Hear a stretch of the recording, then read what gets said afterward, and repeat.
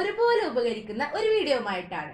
NMMS ഇപ്പൊ exam ഒക്കെ ആവാനായി, അതുപോലെ USSRക്കും ആവാറായി, നിങ്ങൾക്കൊക്കെ പഠിക്കാനുണ്ടാകും. അപ്പം എന്നോട് കുറെ ആൾക്കാർ ചോദിച്ചിട്ടുണ്ട്, നമ്മള് ഓരോ ചാപ്റ്ററിലും ഇമ്പോർട്ടന്റ് പോയിന്റ്സ് എങ്ങനെയാ പഠിക്കുക, അതിനെ കുറിച്ച് ഒരു ഐഡിയ എങ്ങനെയാ ഒന്ന് പറഞ്ഞു തരുമോ എന്നൊക്കെ ചോദിച്ചിട്ടുണ്ട്. അപ്പൊ ഇന്നത്തെ വീഡിയോയിൽ ഞാൻ കാണിച്ചു തരാൻ പോകുന്നത് എന്താന്ന് വെച്ചാല്, ഏതൊക്കെ ചാപ്റ്റർ ആണ് പഠിക്കേണ്ടതല്ല, നിങ്ങൾ എല്ലാ ചാപ്റ്ററും വായിച്ചു നോക്കണം. അപ്പൊ ആ വായിച്ചു നോക്കേണ്ട സമയത്ത് നിങ്ങൾ എങ്ങനെയാണ് ഇമ്പോർട്ടന്റ് പോയിന്റ് മാത്രം എടുത്ത് പഠിക്കേണ്ടത്, അതിലെന്തൊക്കെയാണ് നോക്കേണ്ടത് എന്നുള്ളൊരു ഐഡിയ പറഞ്ഞു തരുന്നതാണ് ഇന്നത്തെ വീഡിയോ. അപ്പൊ ഇന്നത്തെ വീഡിയോ ഞാൻ നിങ്ങൾക്ക് 7th ആണ് കാണിക്കുന്നത്. 7th സോഷ്യലിലെ ഫസ്റ്റ് 2 ചാപ്റ്റേഴ്സിന്റെ ഇമ്പോർട്ടന്റ് പോയിന്റ്സ് എങ്ങനെയാണ് നോക്കേണ്ടതെന്ന ഐഡിയ ആണ് പറഞ്ഞു തരുന്നത്. ഇത് USSRക്കാണെങ്കിൽ നിങ്ങൾക്ക് ഇപ്പൊ 7th നിങ്ങൾക്ക് അതിന്റെ ആവശ്യമുണ്ട്. NMMSകാണെങ്കിൽ നിങ്ങൾക്ക് 7th ചിലപ്പോൾ ഇപ്രാവശ്യം കൂടുതൽ വരാൻ സാധ്യതയുള്ളതുകൊണ്ട് അതും നിങ്ങൾക്ക് ഉപകരിക്കും. ഞാനിപ്പോ ഈ 2 ചാപ്റ്റർ ആണ് കാണിച്ചു തരുന്നത്. ഇനി ഇതേ രീതിയിലാണ് നിങ്ങൾ ഓരോ ചാപ്റ്ററും ഈ ഒരു ഐഡിയ വെച്ചിട്ടാണ് നിങ്ങൾ ഇമ്പോർട്ടന്റ് പോയിന്റ്സ് നിങ്ങൾ നോക്കേണ്ടത്. പിന്നെ വേറെന്താന്ന് വെച്ചാൽ ഈ ഒരു ഐഡിയ വെച്ചിട്ടാണ് നിങ്ങൾ ഇമ്പോർട്ടന്റ് പോയിന്റ്സ് എടുത്ത് പഠിക്കേണ്ടത്. പിന്നെ വേറെന്ത് കാര്യം എന്താ വെച്ചാൽ, ഈ വീഡിയോയിൽ ഞാൻ നിങ്ങൾ മലയാളം മീഡിയക്കാർക്കും ഇംഗ്ലീഷ് മീഡിയക്കാർക്കും ഒരുപോലെ ഉപകരിക്കും. കാരണം ഞാൻ ഇതിൽ കാണിക്കുന്നുള്ളത് ഇംഗ്ലീഷ് ടെക്സ്റ്റ് ആണ്, പറഞ്ഞു തരുന്നത് മലയാളത്തിലാണ്. അപ്പൊ നിങ്ങൾക്ക് ഇംഗ്ലീഷിലും കാണാം മലയാളത്തിലും കാണാം. ഞാൻ കാണിക്കുന്നതൊക്കെ നിങ്ങൾ എഴുതിയെടുത്തോളൂ കേട്ടോ. ഇനി ഇമ്പോർട്ടന്റ് പോയിന്റ്സ് മാത്രം പഠിക്കണം എന്നത് കൊണ്ട് ഉദ്ദേശിക്കുന്നത് എന്താന്ന് വെച്ചാല്, നമ്മുടെ ടെക്സ്റ്റിൽ നമുക്ക് മനസ്സിലാകാൻ വേണ്ടി പല രീതിയിൽ സ്റ്റോറി ഒക്കെ പറഞ്ഞു തന്നിട്ട് പറഞ്ഞു തരും. അപ്പൊ നിങ്ങൾ എന്തെന്താ ചെയ്യേണ്ടത് വെച്ചാൽ, ആ സ്റ്റോറി മുഴുവൻ അങ്ങ് ബൈഹാർട്ട് ഇങ്ങനെ വായിച്ച് പഠിക്കരുത്. നിങ്ങൾ അത് വായിച്ചിട്ട് അതിൽ നിന്നും നിങ്ങൾക്ക് ഇമ്പോർട്ടന്റ് ആയിട്ട് കുറച്ച് പേരുകൾ കിട്ടും, കുറച്ച് ഇയേഴ്സ് ഒക്കെ കിട്ടും. അങ്ങനെയുള്ളത് ബൈഹാർട്ട് പഠിക്കണം. അല്ലാത്തൊക്കെ നിങ്ങൾ വായിച്ചുകൊണ്ട് പോകണം. ഇതാണ് ഇമ്പോർട്ടന്റ് പഠിക്കണം എന്ന് പറഞ്ഞത്. അതെങ്ങനെയാണ് ഞാൻ നിങ്ങൾക്ക് കാണിച്ചു തരാം. അപ്പൊ ഇന്നത്തെ വീഡിയോ ഞാൻ നിങ്ങൾക്ക് കാണിച്ചു തരുന്നത് 7ാം ക്ലാസ് സോഷ്യലിലെ ഫസ്റ്റ് 2 ചാപ്റ്റേഴ്സിലെ ഫാക്ട്സ് ആണ്. ഫാക്ട്സ് ആകുമ്പോൾ അതിൽ ഇമ്പോർട്ടന്റ് മാത്രമേ ഉണ്ടാവത്തുള്ളൂ. നിങ്ങൾക്ക് അത് ഒരുപാട് ഉപകരിക്കും കേട്ടോ. ഇത് തന്നെ നിങ്ങൾക്ക് പഠിച്ചു വെച്ച് കഴിഞ്ഞാൽ ഇതിൽ നിന്ന് നിങ്ങൾക്ക് ക്വസ്റ്റ്യൻ വരുന്നുണ്ടെങ്കിൽ ഈ ഒരു രീതി തന്നെയായിരിക്കും വരിക. അപ്പൊ നിങ്ങൾക്ക് അതിനൊരു ഐഡിയ കിട്ടും. ഇതേ ഐഡിയ അനുസരിച്ച് നിങ്ങൾക്ക് ഓരോ ചാപ്റ്ററും ചെയ്യാം. വേണമെങ്കിൽ ഞാൻ ഓരോ ചാപ്റ്ററിന്റെ വീഡിയോ ഇടാം. അപ്പൊ ഇതാണ് 7th സോഷ്യലിലെ first chapter, Europe in transition, Europe പരിവർത്തന പാതയിൽ. ഇതിൽ ഫസ്റ്റ് പേജിൽ മെയിൻ ആയിട്ടുള്ളത് ഹഗിയ സോഫിയ. ഇതിൽ നിന്നും നിങ്ങൾ പഠിക്കേണ്ട മെയിൻ ആയിട്ടുള്ള സംഭവം എന്താ വെച്ചാല്, ഹഗിയ സോഫിയ പണി കഴിപ്പിച്ച കാലഘട്ടം. അത് ഇവിടെ കൊടുത്തിട്ടുണ്ട്. 6th സെഞ്ചുറി AD, അതായത് AD 6ാം നൂറ്റാണ്ട്. അത് ഇതിൽ ഇമ്പോർട്ടന്റ് പോയിന്റ് ആണ്. ഇനി ഹഗിയ സോഫിയ സ്ഥിതി ചെയ്യുന്നത് തുർക്കി. അപ്പൊ ഇതാണ് ഇമ്പോർട്ടന്റ് ആയിട്ട് ഇവിടെ നിങ്ങൾക്ക് ഉള്ളത്. ഓക്കെ, ഇനി നെക്സ്റ്റ് പേജിലോട്ട് പോകാം. നെക്സ്റ്റ് പേജിലോട്ട് വരാണെങ്കിൽ നിങ്ങൾ ആ പിക്ചർ വേണമെങ്കിൽ ജസ്റ്റ് ഒന്ന് നോക്കി വെച്ചോളൂ. അത് ഇമ്പോർട്ടന്റ് അല്ല കേട്ടോ അത്ര. ഇനി അടുത്ത് എന്താന്ന് വെച്ചാല്, കിഴക്കൻ റോമ സാമ്രാജ്യം. അതിനെ കുറിച്ചാണ് ഇനി ഈ ഒരു പേജിൽ വരുന്നുള്ളത്. ഇനി ഈ പേജിൽ നിന്ന് നിങ്ങൾക്ക് ഇമ്പോർട്ടന്റ് ആയി വരുന്ന ഫാക്ട്സ്, ഇമ്പോർട്ടന്റ് പോയിന്റ്സ് എന്താന്ന് വെച്ചാല്, ഫസ്റ്റ് വൺ, കിഴക്കൻ റോമ സാമ്രാജ്യത്തിന്റെ തലസ്ഥാനം കോൺസ്റ്റാന്റിനോപ്പിൾ. അത് ഇവിടെ കൊടുത്തിട്ടുണ്ട്. അത് നിങ്ങൾക്ക് ഇവിടെ വായിക്കുമ്പോൾ മനസ്സിലാവും. കോൺസ്റ്റാന്റിനോപ്പിൾ അവിടെ കൊടുത്തിട്ടുണ്ട്. അടുത്തത്, കോൺസ്റ്റാന്റിനോപ്പിൾ നിലവിൽ അറിയപ്പെടുന്നത് ഇസ്താംബുൾ. അതും ഇവിടെ ഉണ്ട്. അത് ഇമ്പോർട്ടന്റ് പോയിന്റ് ആണ്, അത് മനസ്സിലാക്കി വെച്ചോളൂ. ഏഷ്യൻ രാജ്യങ്ങളിൽ നിന്നും യൂറോപ്യൻ രാജ്യങ്ങളിലേക്കുള്ള പ്രധാന പ്രവേശന കവാടമായിരുന്ന സ്ഥലം കോൺസ്റ്റാന്റിനോപ്പിൾ. ഇവിടെ ഉണ്ട്, കണ്ടില്ലേ? അത് ഇമ്പോർട്ടന്റ് പോയിന്റ് ആണ്. തുർക്കികൾ കോൺസ്റ്റാന്റിനോപ്പിൾ കീഴടക്കിയ വർഷം 1453. അതും ഇവിടെ ഉണ്ട്. അപ്പൊ ഈ ഒരു പേജിൽ കണ്ടില്ലേ എത്രയുണ്ട്? നമുക്ക് ഇമ്പോർട്ടന്റ് പോയിന്റ് ഇത്രയൊക്കെ ഉള്ളൂ. അത് ബാക്കിയുള്ള നിങ്ങൾ വായിച്ചു വെക്കണേ. കിഴക്കൻ റോമ സാമ്രാജ്യത്തിന്റെ തകർച്ചയ്ക്ക് കാരണം തുർക്കികൾ കോൺസ്റ്റാന്റിനോപ്പിൾ കീഴടക്കിയത്. അതൊക്കെ ഈ ഒരു ഭാഗത്ത് വരുന്നുണ്ട് കേട്ടോ. അടുത്തത്, കിഴക്കൻ റോമ സാമ്രാജ്യത്തിന്റെ തകർച്ചയെ തുടർന്ന് അവിടെ കേന്ദ്രീകരിച്ചിരുന്ന കലാകാരന്മാരും സാഹിത്യകാരന്മാരും ഉൾപ്പെടെയുള്ള വലിയൊരു വിഭാഗം പലായനം ചെയ്തത് ഇറ്റാലിയൻ നഗരങ്ങളിൽ. അത് നിങ്ങൾക്കിത് ഇവിടെ കാണാൻ പറ്റും. ഇവിടെ കണ്ടില്ലേ, ഇവിടെ പറയുന്നുണ്ട്. ഇനി അടുത്തത് വരുന്ന എന്താന്ന് വെച്ചാല്, പുരാതന ഗ്രീക്കോ റോമൻ സംസ്കാരത്തിന്റെ പൈതൃകം പേറിയിരുന്ന രാജ്യം. അതും ഇറ്റലിയാണ് കേട്ടോ. അതൊക്കെ നിങ്ങൾക്ക് ഇവിടെ കാണാൻ പറ്റും. അവരെ കീഴടക്കിയതും അപ്പൊ അവരെല്ലാവരും ഇറ്റലിയിലോട്ട് പോയതും ഒക്കെ. ഇനി ഈ ഒരു പേജിലാണ് അടുത്ത വരുന്നത്. ഞാനൊരു കാര്യം ഇപ്പൊ തന്നെ പറഞ്ഞേക്കാം, ഞാൻ നിങ്ങൾക്ക് പറഞ്ഞു തരുന്നത് ഫാക്ട്സ് മാത്രമാണ്. ഇത് മാത്രം പഠിച്ചാൽ നിങ്ങൾക്ക് എല്ലാം ആയി എന്നല്ല. ബാക്കിയുള്ളതൊക്കെ നിങ്ങൾ വായിച്ച് മനസ്സിലാക്കി വെക്കണം. ഇത് ഞാൻ ഇടയ്ക്കിടയ്ക്ക് പറയും, നിങ്ങൾ അതിന് വേണ്ടിയിട്ടാണ് കേട്ടോ. പിന്നെ ഞാൻ ഈ പറയുന്നതൊക്കെ നിങ്ങൾ എഴുതി വെച്ചോളൂ കേട്ടോ. ഇനി ഇവിടെ ഇവിടെ ഇറ്റലിന്റെ കുറച്ച് പ്രത്യേകതകൾ പറയുന്നുണ്ട്. അത് നിങ്ങൾ ജസ്റ്റ് മനസ്സിലാക്കി വെക്കുക. അതിന്റെ നമ്മൾ ഇവിടെ ഇപ്പൊ പറഞ്ഞു കഴിഞ്ഞല്ലോ. ഇവിടെ പറയുന്നുണ്ട് റിച്ച് ഗ്രീക്കോ റോമൻ ട്രഡീഷൻ. അതിപ്പോ ഞാൻ വായിച്ചു കഴിഞ്ഞു ഇവിടെയുള്ള. അപ്പൊ ഇതിലുള്ളതിൽ ഞാനിപ്പോ വായിച്ചത് അത് മാത്രമാണ് ഇമ്പോർട്ടന്റ് ആയിട്ടുള്ള ഫാക്ട്സ് ആയിട്ടുള്ളത്. ബാക്കിയുള്ളതൊക്കെ വായിച്ച് മനസ്സിലാക്കുക. ഇനി അടുത്തതാണ് റിനൈസൻസ്, നവോത്ഥാനം. അതിൽ നിന്നും ആ ഒരു പാരഗ്രാഫിൽ നിന്നും നിങ്ങൾ ഇമ്പോർട്ടന്റ് ആയി മനസ്സിലാക്കേണ്ടത് 13-ാം നൂറ്റാണ്ടിന്റെ അവസാനത്തോടെ നവോത്ഥാനത്തിന് തുടക്കം കുറിച്ച രാജ്യം ഇറ്റലി. അത് അവിടെ പറയുന്നുണ്ട്, നിങ്ങൾക്ക് കാണാൻ പറ്റുന്നത് 13th സെഞ്ചുറിന്റെ അവസാനം അതവിടെ കാണുന്നുണ്ട്. അടുത്തത് മനുഷ്യ ജീവിതത്തിന് പ്രാമുഖ്യം കൊടുത്തുകൊണ്ടുള്ള കാഴ്ചപ്പാട് അറിയപ്പെടുന്നത് മാനവികത, ഹ്യൂമനിസം. അത് നിങ്ങൾക്കിത് ഇവിടെ കാണാൻ പറ്റും. ഇവിടെ കണ്ടില്ലേ, അത് ഇമ്പോർട്ടന്റ് ആണ് ഈ ഒരു പാരഗ്രാഫിൽ നിന്നും. യുക്തിചിന്തയുടെയും അന്വേഷണ ത്വരയുടെയും വളർച്ചയിലൂടെ മനുഷ്യ ജീവിതത്തിന്റെ നാനാ മേഖലകളിലും ഉണ്ടായ പുത്തൻ ഉണർവ് അറിയപ്പെടുന്നത് നവോത്ഥാനം. അതാണ് റിനൈസൻസ്. റിനൈസൻസ് എന്താന്ന് ഇവിടെ പറയുന്നുണ്ട്, കണ്ടില്ലേ, ഈ ഭാഗത്ത് പറയുന്നുണ്ട്. അതാണ് ഞാനിപ്പോ മലയാളത്തിലാണ് റിനൈസൻസ് എന്താണ്, നവോത്ഥാനം എന്താണെന്ന് പറഞ്ഞത്. ഇനി ഇംഗ്ലീഷിലുള്ളവർക്ക് വേണ്ടിയിട്ട് ഇവിടം തൊട്ട് ഇവിടം വരെയാണ് റിനൈസൻസ് എന്താണെന്ന് പറയുന്നുള്ളത്. ഇനി എന്താന്ന് വെച്ചാൽ നിങ്ങൾ ഇത് ബയാട്ട് പഠിക്കരുത്, നിങ്ങൾ ഇത് വായിച്ച് മനസ്സിലാക്കി വെക്കുക. മലയാളക്കാരും ഇംഗ്ലീഷുകാരും. പിന്നെ നിങ്ങൾ NMMS ആണെങ്കിൽ നിങ്ങൾക്ക് ഒരു പേജിൽ തന്നെ ഇംഗ്ലീഷും മലയാളവും ഉണ്ടാകും. അപ്പൊ നിങ്ങൾ മലയാളത്തിൽ മനസ്സിലാക്കി വെച്ചാലും നിങ്ങൾക്ക് ഇവിടെ മലയാളം കാണുന്നോണ്ട് അത് ഏതാണെന്ന് മനസ്സിലാവും. പിന്നെ നിങ്ങൾ മനസ്സിലാക്കി വെച്ചാൽ മതി എന്ന് പറയാൻ കാരണം എന്താ വെച്ചാൽ നിങ്ങൾക്ക് ഇത്രയും പാരഗ്രാഫ് തന്നിട്ട് ഇത് എന്താ സംഭവം ചോദിക്കുമ്പോൾ ഇത് മാത്രം അടയാളപ്പെടുത്താനേ ഉണ്ടാവുള്ളൂ. അപ്പൊ വായിച്ചു കഴിഞ്ഞാൽ നിങ്ങൾക്ക് അവിടെ ഓപ്ഷൻസ് കാണുമ്പോൾ ഓർമ്മ ഉണ്ടാകും ചോദ്യം കാണുമ്പോഴും. ഇനി അടുത്ത എന്താന്ന് വെച്ചാല് യൂറോപ്പിലെ പണ്ഡിത ഭാഷകളായി കണക്കാക്കപ്പെട്ടിരുന്നത് ലാറ്റിൻ, ഗ്രീക്ക്. ഇത് ഇവിടെ കാണിക്കുന്നുണ്ട്, അത് ഗ്രീക്ക് ആൻഡ് ലാറ്റിൻ, അതാണ് സംഭവം. ഇനി അടുത്തത് 13-ാം നൂറ്റാണ്ടിന്റെ തുടക്കത്തോടെ ലാറ്റിൻ, ഗ്രീക്ക് എന്നീ ഭാഷകൾക്ക് പകരം ഇംഗ്ലീഷ്, സ്പാനിഷ്, ഫ്രഞ്ച് തുടങ്ങിയ പ്രാദേശിക ഭാഷകളിൽ കൃതികൾ രചിക്കാൻ തുടങ്ങിയത്. അത് ഇവിടെയാണ് പറയുന്നുള്ളത്, കണ്ടില്ലേ, ഈ ഒരു ഭാഗത്താണ്. അപ്പം ഈ ഒരു ഇത്രയും വലിയ പാരഗ്രാഫിൽ ഞാൻ പറഞ്ഞത് 1, 2, 3, 4, 5 പോയിന്റ്സ് ആണ് ഇമ്പോർട്ടന്റ് ആയിട്ടുള്ളത്. ബാക്കി നിങ്ങൾ വായിച്ചു വെച്ചാൽ മതി. ഓക്കെ, ഈ 5 എണ്ണാണ് ഫാക്ട്സ് ആയിട്ട് ഈ ഒരു പാരഗ്രാഫിൽ ഉള്ളത്. ബാക്കിയുള്ളത് നിങ്ങൾ വായിച്ചു വെക്കണേ. ഓക്കെ, ഇപ്പൊ നമ്മൾ പറഞ്ഞത് നവോത്ഥാനത്തെ കുറിച്ചാണ്, അതായത് റിനൈസൻസിനെ കുറിച്ചാണ്. ഇനി അടുത്തത് റിനൈസൻസിൽ ലിറ്ററേച്ചറിൽ മെയിൻ ആയിട്ടുള്ളത് പെട്രാർക്കിനെ കുറിച്ചുള്ളതാണ്. നവോത്ഥാന കാലത്തെ സാഹിത്യകാരന്മാരിൽ പ്രമുഖൻ പെട്രാർക്ക്. AD 1374 ഇവിടെ കാണാൻ പറ്റും. അതാണ് ഇവിടെ ഒരു ഇമ്പോർട്ടന്റ് ആയിട്ട് വരുന്നത്. നവോത്ഥാനത്തിന്റെ പിതാവ് എന്നറിയപ്പെടുന്നത് പെട്രാർക്ക്. പെട്രാർക്കിന്റെ ഏറ്റവും പ്രസിദ്ധമായ കൃതി സീക്രട്ടം. ഈ ഒരു പേജിൽ നിങ്ങൾക്ക് അധികമുള്ളത് ഇതാണ്. നിങ്ങൾക്കിത് ഈ ഒരു ബോക്സ് നിങ്ങൾ പഠിച്ചു വെച്ചാൽ മതി. ഇവിടെ നിങ്ങൾക്ക് കാണാൻ പറ്റും ഓരോരുത്തരുടെ ഫോട്ടോ, ഓരോരുത്തരുടെ പേരും അവരെഴുതിയ വർക്ക്സും, അവരുടെ കൃതികളും. അപ്പൊ നിങ്ങൾ ഈ ബോക്സിൽ ഫില്ല് ചെയ്തിട്ടുണ്ടെങ്കിൽ നിങ്ങൾ അതന്നെ പഠിച്ചു വെച്ചാൽ മതി. പിന്നെ ഇല്ലെങ്കിൽ ഇത് ഇവിടെ എഴുതിയിട്ടുണ്ട്. അതാണ് ഈ ഒരു റിനൈസൻസ് ഇൻ ലിറ്ററേച്ചറിലെ ഇമ്പോർട്ടന്റ് ആയിട്ടുള്ള സംഭവം. ഞാനിതൊന്ന് വായിക്കാം. Petrarch, Secretum. Dante, Divine Comedy. Boccaccio, Decameron കഥകൾ. Cervantes, Don Quixote. Erasmus, in praise of folly. നവോത്ഥാനം കലയിൽ, റിനൈസൻസ് ഇൻ ആർട്സ്. നവോത്ഥാന കലകളിൽ ഏറ്റവും ശ്രദ്ധേയം ചിത്രകല. നവോത്ഥാന കാലത്തെ പ്രശസ്തനായ ചിത്രകാരൻ ലിയാനാർഡോ ഡാവിൻഷി. ലിയാനാർഡോ ഡാവിൻഷിയുടെ പ്രശസ്തങ്ങളായ ചിത്രങ്ങൾ മൊണാലിസ, അവസാനത്തെ അത്താഴം അഥവാ ദി ലാസ്റ്റ് സപ്പർ. അടുത്തത് AD 1503 1505 ഇടയിലാണ് മൊണാലിസ എന്ന ചിത്രം ലിയാനാർഡോ ഡാവിൻഷി വരച്ചത്. അതാണ് ഈ ബോക്സിലെ ഇമ്പോർട്ടന്റ് ആയിട്ടുള്ള ഒരു ഫാക്ട്. മൊണാലിസ ചിത്രം സൂക്ഷിച്ചിരിക്കുന്ന മ്യൂസിയം സ്ഥിതി ചെയ്യുന്ന സ്ഥലം പാരീസ്.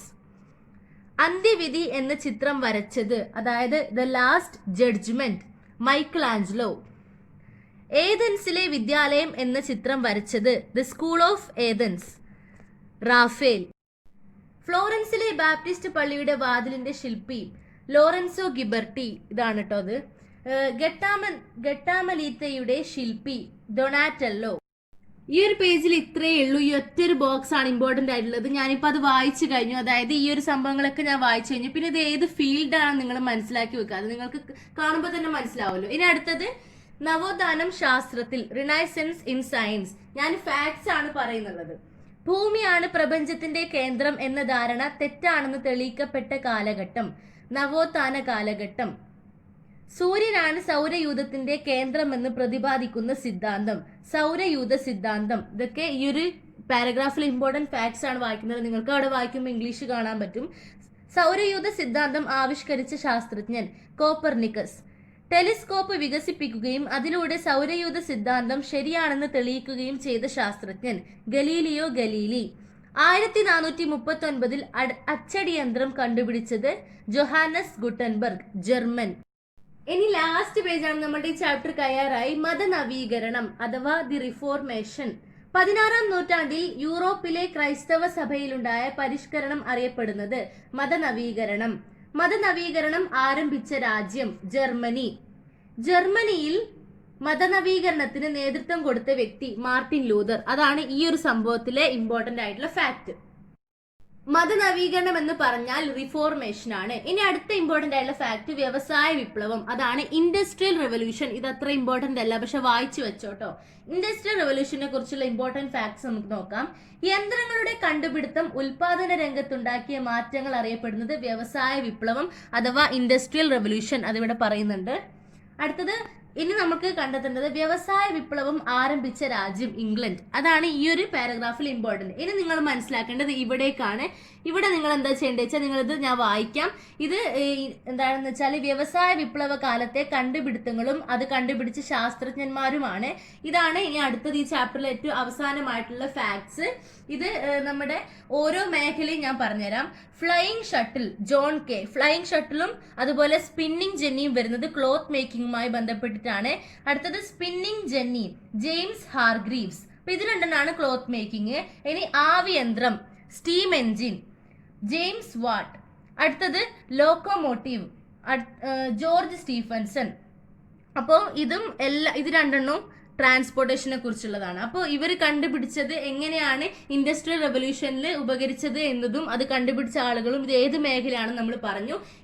ഇത്രയൊക്കെയാണ് ഈ ചാപ്റ്ററിലെ ഇമ്പോർട്ടന്റ് ഫാക്ട്സ്. സെക്കൻഡ് ചാപ്റ്റർ കച്ചവടത്തിൽ നിന്ന് അധികാരത്തിലേക്ക്, ഫ്രം ട്രേഡ് ടു പവർ. ഇവിടെ ഈ ഒരു ഇതിൽ ഇമ്പോർട്ടന്റ് ആയിട്ടുള്ള ഫാക്ട്, കറുത്ത പൊന്ന് അഥവാ ബ്ലാക്ക് ഗോൾഡ് എന്നറിയപ്പെടുന്നത് കുരുമുളകാണ്, പെപ്പർ. ഇറച്ചി ദീർഘകാലത്തേക്ക് കേടുകൂടാതെ സൂക്ഷിക്കാനും രുചി നൽകാനും നൂറ്റാണ്ടുകൾക്ക് മുൻപ് യൂറോപ്പിൽ ഉപയോഗിച്ചിരുന്ന സുഗന്ധവിള കുരുമുളക്. ഇതാണ് ഇവിടെ ഉള്ളത്. നെക്സ്റ്റ് പേജിലോട്ട് പോകാം. യൂറോപ്യരുടെ ആഗമനം. തുർക്കികൾ, ഇനി ഞാൻ ഇമ്പോർട്ടന്റ് ഫാക്ട്സ് ആണ് പറയുന്നുള്ളത്, ഇവിടെയും ഇവിടെയൊക്കെ ഉള്ളത്. തുർക്കികൾ കോൺസ്റ്റാന്റിനോപ്പിൾ കീഴടക്കിയത് ഏഷ്യയും യൂറോപ്പും തമ്മിലുള്ള കച്ചവടം തടസ്സപ്പെടാൻ കാരണമായി. ഇതേ തുടർന്ന് ഇന്ത്യയിലേക്ക് കടൽ മാർഗം ഒരു വാണിജ്യപാത കണ്ടെത്താൻ ശ്രമം ആരംഭിച്ചു. സമുദ്രത്തിലൂടെ ഒരു വാണിജ്യപാത കണ്ടെത്തിയതോടെ പോർച്ചുഗീസുകാരും ഡച്ചുകാരും ഇംഗ്ലീഷുകാരും ഫ്രഞ്ചുകാരും കച്ചവടത്തിനായി ഇന്ത്യയിലെത്തി. ഇത് ഇവിടെയുള്ള സംഭവമാണ്. അത് ജസ്റ്റ് മനസ്സിലാക്കാനേ ഉള്ളൂ കേട്ടോ. അത് വലിയ ഇമ്പോർട്ടന്റ് ഫാക്ട് അല്ല കേട്ടോ. അടുത്തത് പോർച്ചുഗീസുകാർ. അതാണ് ഈ ഒരു ഭാഗത്ത് വരുന്നത്.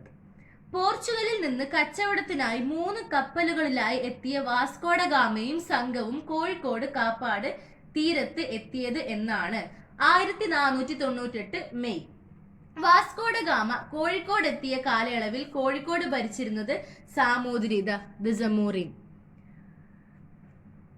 സാമൂതിരി കച്ചവട സൗകര്യങ്ങൾ നൽകാത്തതിനാൽ വാസ്കോഡ ഗാമ കച്ചവടത്തിനായി എത്തിയ സ്ഥലം കണ്ണൂർ. വാസ്കോഡ ഗാമയുടെ യാത്രയ്ക്ക് ചെലവായ തുകയുടെ 60 ഇരട്ടിയോളം ലാഭമാണ് കേരളത്തിൽ നിന്ന് കൊണ്ടുപോയ വിഭവങ്ങൾ വിറ്റഴിക്കുക വഴി ലഭിച്ചത്. വാസ്കോഡ ഗാമയെ തുടർന്ന് ഇന്ത്യയിൽ വാണിജ്യത്തിനായി എത്തിയ പോർച്ചുഗീസുകാർ അൽമേഡ,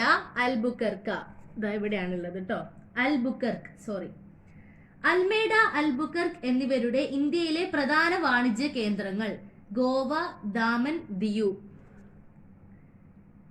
തൃശൂർ ജില്ലയിലെ കോട്ടപ്പുറം കോട്ട നിർമ്മിച്ചത് പോർച്ചുഗീസുകാർ. കണ്ണൂരിലെ സെന്റ് ആഞ്ചലോ കോട്ട നിർമ്മിച്ചത് പോർച്ചുഗീസുകാർ അറിയപ്പെടുന്നത് പറങ്കികൾ.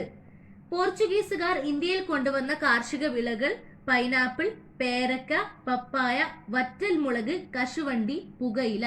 അച്ചടിയന്ത്രം പ്രചരിപ്പിച്ചത് പോർച്ചുഗീസുകാർ. ചവിട്ടുനാടകം എന്ന കലാരൂപം കേരളത്തിൽ പ്രചരിപ്പിച്ചത് പോർച്ചുഗീസുകാർ. മലബാർ തീരം കേന്ദ്രീകരിച്ച് പോർച്ചുഗീസുകാർക്കെതിരെ നടന്ന ചെറുത്തുനിൽപ്പുകൾക്ക് നേതൃത്വം കൊടുത്തത് കുഞ്ഞാലി മരക്കാർ. സാമൂതിരിയുടെ നാവികപ്പടയുടെ തലവന്മാർ കുഞ്ഞാലി മരക്കാർ. വായിച്ചത് പോർച്ചുഗീസിന്റെയിലുള്ള ഇമ്പോർട്ടന്റ് ഫാക്ട്സ് ആണ്. ബാക്കിയുള്ള നിങ്ങൾ വായിച്ചോളൂ. ഇനി ഡച്ചുകാരാണ്. ദി ഡച്ച് കച്ചവടത്തിനായി യൂറോപ്പിൽ നിന്ന് ഇന്ത്യയിൽ എത്തിയതായിരുന്നു ഡച്ചുകാർ. ലന്തക്കാർ എന്നറിയപ്പെടുന്നത് ഡച്ചുകാർ. ഇവിടെ പറയുന്നുണ്ട്. ഡച്ചുകാരുടെ പ്രധാന വാണിജ്യ കേന്ദ്രങ്ങൾ കൊച്ചി, കൊല്ലം.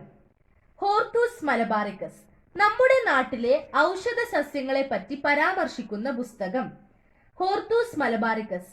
ഹോർത്തൂസ് മലബാറിക്കസ് എന്ന പുസ്തകം തയ്യാറാക്കാൻ മുൻകൈയെടുത്ത Dutch governor Van Rheede. Hortus Malabaricus തയ്യാറാക്കാൻ ഡച്ചുകാരെ സഹായിച്ച മലയാളി വൈദ്യർ ഇട്ടി അച്യുതൻ. ഇതൊക്കെ ഈ ഭാഗത്താണ് പറയുന്നുള്ളത്. കുളച്ചൽ യുദ്ധം 1741, അതും ഡച്ചുകാർ തന്നെയാണ്. കുളച്ചൽ യുദ്ധം നടന്നത് തിരുവിതാംകൂറിലെ രാജാവായിരുന്ന മാർത്താണ്ഡവർമ്മയും ഡച്ചുകാരും തമ്മിൽ. കുളച്ചൽ യുദ്ധം നടന്ന വർഷം 1741. കുളച്ചൽ യുദ്ധത്തിന്റെ കാരണം കച്ചവടം സംബന്ധിച്ച തർക്കങ്ങൾ. ഇന്ത്യയിൽ ഡച്ചുകാരുടെ അടിത്തറ നഷ്ടമാകാൻ ഇടയാക്കിയ യുദ്ധം കുളച്ചൽ യുദ്ധം. ഇതൊക്കെയാണ് ഈ ഒരു ഭാഗത്തുള്ള ഇമ്പോർട്ടന്റ് ഫാക്ട്സ്. നിങ്ങൾക്ക് ഞാൻ ഇപ്പോൾ ഡച്ചിനെ കുറിച്ച് തന്നെ ഒരുപാട് ഫാക്ട്സ് പറയുന്ന പോലെ തോന്നും. അപ്പൊ നിങ്ങൾ വിചാരിക്കും ഇതെന്താ ഇത് പാരഗ്രാഫിലുള്ളതിനേക്കാൾ കൂടുതലുണ്ടല്ലോ, ടെക്സ്റ്റിലുള്ളതിനേക്കാൾ കൂടുതൽ. അതെന്താന്ന് വെച്ചാല് ഒരു ആൻസറിൽ തന്നെ വ്യത്യസ്തമായ ചോദ്യങ്ങൾ കൊണ്ട് നിങ്ങൾക്ക് ഒരു ആൻസർ തന്നെ വരുന്ന വ്യത്യസ്തമായ ചോദ്യങ്ങൾ ചോദിക്കാം. അപ്പൊ അതുകൊണ്ട് തന്നെ ഒരു സെയിം ആൻസർ വരുന്ന അതുമായി ബന്ധപ്പെട്ട വ്യത്യസ്തമായ ചോദ്യങ്ങളാണ് ഞാനിപ്പോ ഓരോ ഫാക്ട്സ് ആയി വായിച്ചതാണ് കുറെ ആയിട്ട് തോന്നിയത്. ഇനി ഫ്രഞ്ചുകാർ നെക്സ്റ്റ് പേജിലാണ്. ഇവിടെ ജസ്റ്റ് ഇംഗ്ലീഷുകാരെ കുറിച്ചാണ് പറയുന്നത്. അത് നമുക്ക് ഇംഗ്ലീഷിന്റെ അവിടെ എത്തുമ്പോൾ തന്നെ വായിക്കാം. നമുക്കിപ്പോൾ ഫ്രഞ്ചുകാരുടെ കൊണ്ട് സ്റ്റാർട്ട് ചെയ്യാം. ഫ്രഞ്ചുകാർ. ഫ്രഞ്ച് ഈസ്റ്റ് ഇന്ത്യ കമ്പനി സ്ഥാപിച്ച വർഷം 1664. ഫ്രഞ്ചുകാരുടെ പ്രധാന കച്ചവട കേന്ദ്രങ്ങൾ പോണ്ടിച്ചേരി അഥവാ പുതുച്ചേരി, മാഹി, കാരക്കൽ. ഇന്ത്യയിലെ ഫ്രഞ്ചുകാരുടെ ആസ്ഥാനം പോണ്ടിച്ചേരി. ഇനിയാണ് നമ്മൾ കർണാട്ടിക് യുദ്ധങ്ങളിലോട്ട് വരുന്നത്. ഈ ഒരു ഭാഗത്ത് ഞാൻ കഴിഞ്ഞ പേജിലുള്ള ഇംഗ്ലീഷിൽ അവിടെയുള്ള ഇമ്പോർട്ടന്റ് ഫാക്ട് എന്താന്ന് വെച്ചാൽ നിങ്ങൾ ഇത്രയും മനസ്സിലാക്കണ്ടുള്ളൂ. English East India company form ചെയ്തത് ഇംഗ്ലണ്ടിലാണ്. 1600 ഫോം ചെയ്തത്. അതും trade with the countries like India and China. ഇതിനു വേണ്ടിയാണ് ഫോം ചെയ്തത്. സൂറത്ത് ഇൻ ഗുജറാത്ത് ആയിരുന്നു അവരുടെ first trade centre company in India. അടുത്തത് they also established trading centres at Mumbai, Kolkata, Chennai. ഈ ഒരു സ്ഥലങ്ങളിലും അവർ ട്രേഡിംഗ് സെന്റേഴ്സ് ഇന്ത്യയിൽ സ്ഥാപിച്ചിട്ടുണ്ട്. ഇനി അടുത്തത് നമുക്ക് കർണാട്ടിക് യുദ്ധങ്ങൾ, കർണാട്ടിക് വാർസിലോട്ട് പോകാം. അടുത്തത് കർണാട്ടിക് വാർസ്, കർണാട്ടിക് യുദ്ധങ്ങൾ. കച്ചവട ആധിപത്യത്തിനു വേണ്ടി ഇംഗ്ലീഷുകാരും ഫ്രഞ്ചുകാരും തമ്മിൽ നടത്തിയ യുദ്ധങ്ങൾ അറിയപ്പെടുന്നത് കർണാട്ടിക് യുദ്ധങ്ങൾ. ഇംഗ്ലീഷുകാരും ഫ്രഞ്ചുകാരും തമ്മിൽ നടന്ന യുദ്ധങ്ങളുടെ പ്രധാന വേദി ഇന്നത്തെ തമിഴ്നാടിന്റെ ഭൂരിപക്ഷ മേഖലകൾ ഉൾപ്പെട്ട കർണാട്ടിക് പ്രദേശങ്ങളായിരുന്നു. അതുകൊണ്ടാണ് അവർ തമ്മിൽ നടന്ന യുദ്ധങ്ങളെ കർണാട്ടിക് യുദ്ധങ്ങൾ എന്ന് വിളിക്കുന്നത്. കർണാട്ടിക് യുദ്ധത്തിൽ ഫ്രഞ്ചുകാർ പരാജയപ്പെട്ടു.